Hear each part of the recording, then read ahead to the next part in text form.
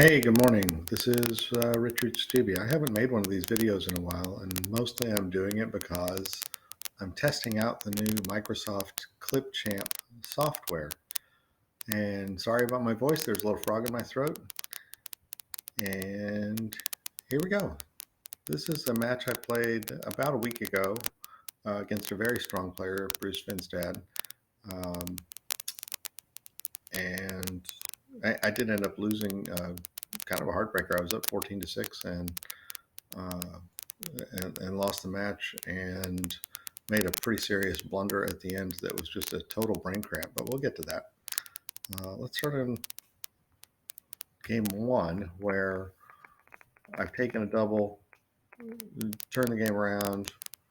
I've gotten to this point where I'm 13 pips ahead.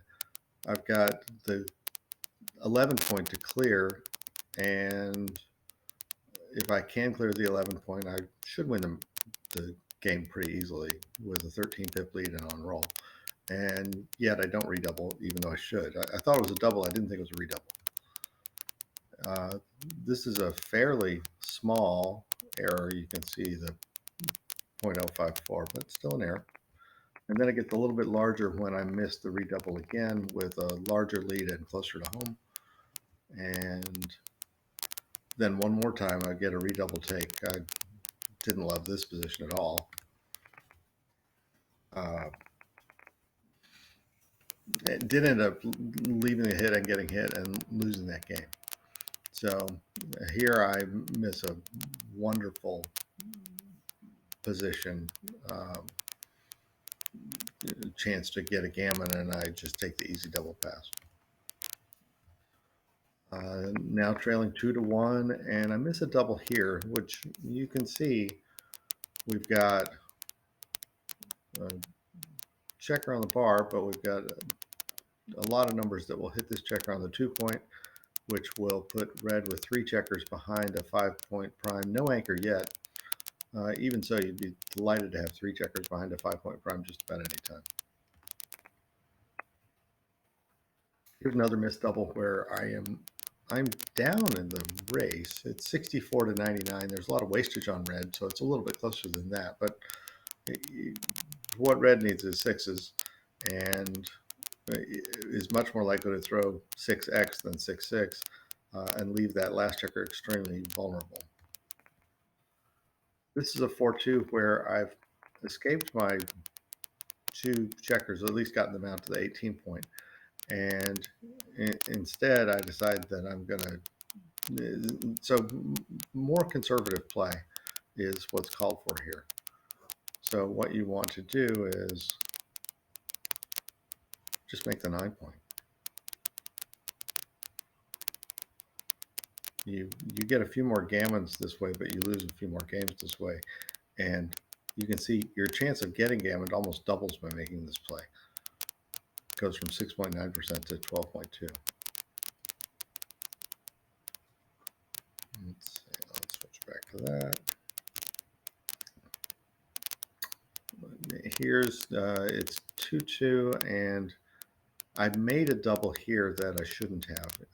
What I was thinking was I've got a lot of options for pointing on the 5 here, making that point. I ended up throwing 5-4, my worst, and not being able to do much of anything, and then didn't have control of the cube anymore.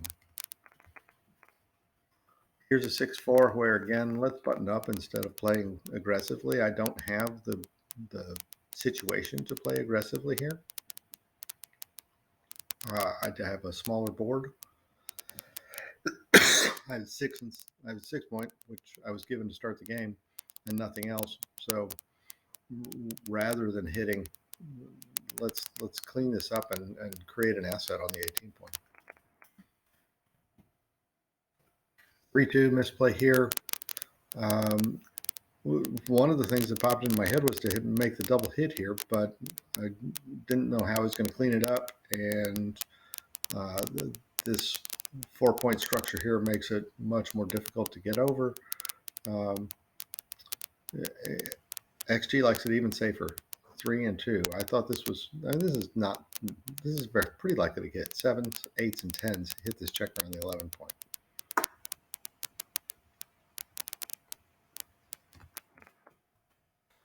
Here's a double one where I'm up 6-2 and I decide to race instead of hit. It was a pretty even race, as you can see, and I didn't want to risk this checker on the 5 because it would have taken all 4 of the aces to get to the 10 and make the hit. Even so, it would have left me a lot better off. Okay, you can see 52.6% to win the game if I make this hit versus 40.8 if I don't. It's now 6-5 and I throw double threes, and here's something I should have learned from XG 100 times, which is if you've got double threes and you've got the checkers to do it, 8-5-2, 6-3-2 is a great play. Same with 8-4-2, 6-2-2 if you happen to throw double fours.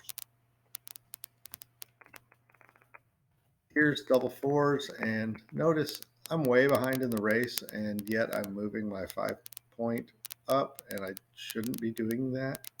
So much better to just play 10-2, make another point, and give myself a chance to get a hit. Not a total loss of flexibility because of this checker that still remains on the 20 point. Here's a 4-1 that I think I thought I was playing safely, but just much better to just, hey, make another asset. Now we're at 6-6 and we have a race, and I don't think I have enough of a lead to double, and XG says I do. Here is a 4-1 where XG really likes the hit at 8-3 rather than the safety at 13-8. You win more gammons, and you win more games. You can see if you play 13-8 here, red has an easy escape, and since we haven't moved our back checkers yet, they're probably going to wind up stuck back there. Here's a 6-1 where I make the 23 point, and I swear I never want to make the 23 point again. It always works out badly for me. So the simple running play, this is a huge difference. This is like a 300-point error. This is actually one of the biggest errors I've made in the whole game, in the whole match, and I made another really, really large one. And I think if you took out the two biggest blunders that I made, that I probably would be playing more like a 6 or 6.5 instead of what I wound up with is 8.2. And yeah, and what are you going to do next after you do this? What are you going to do on your next roll? You're stripped everywhere. You've got a blot. If you're lucky enough it doesn't get hit, you're still going to have to leave something. I mean, it's just such a weak looking position if you do this. Whereas if you take the risk of doing this, I mean, maybe you get hit. You got the chance of the 4 getting hit is, I think, 14 rolls, right? And the yeah, double ones doesn't hit, so it's 14. And maybe the checker gets hit from the 3 to the 11, but that would also take a 4 or a 6-2. So there's not that many extra rolls. You have a pretty good chance of not getting hit here. 6-1. Oh, that's just the dice. This is another missed double where you've got lots of opportunities to hit and put yet another checker behind an imposing prime.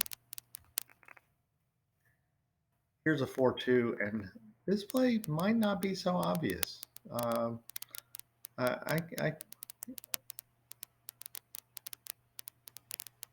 came in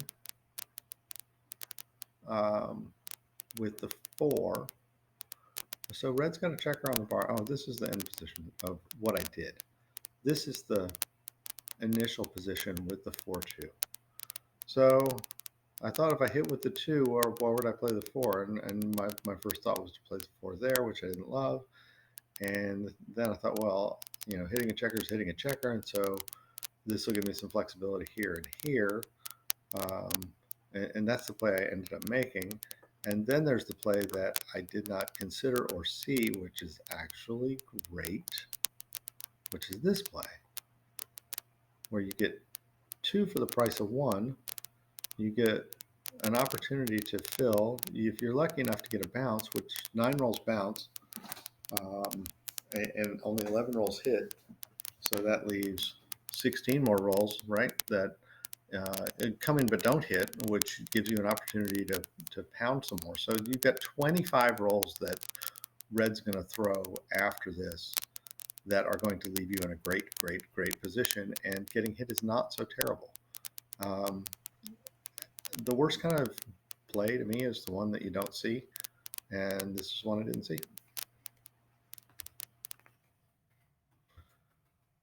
Uh, this is same thing.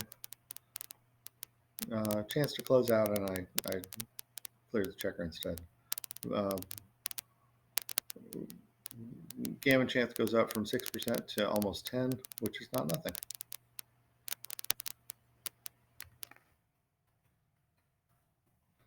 Here's a redouble where I am up by I'm up 12 to 6, and I've got 59 versus 86.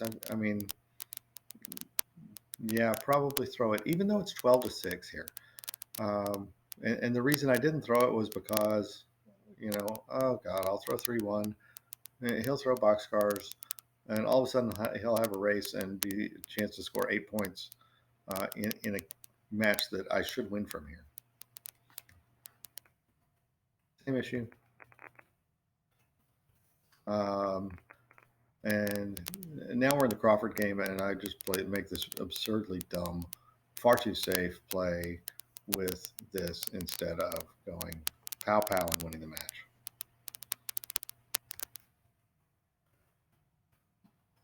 Here is a 5-2, and this is actually a play that I don't think I would have considered either. But you can, again, play aggressively because of the two checkers that are on the 23 and 24 point. And if Red uses the ace to hit you, it depends on what the other number is, but you've got lots and lots of good things that you can do if you are hit. And you spread out a little bit, you gain some flexibility. So this was way too simple to go out and play 21 to 14 and essentially say I'm up 14 to 6 and I can win a race from here, and that will solve all my problems. When you're still down in the race and you have some holding game going on, but lots better options. Here's double threes where I just simply accept the race even though I'm behind.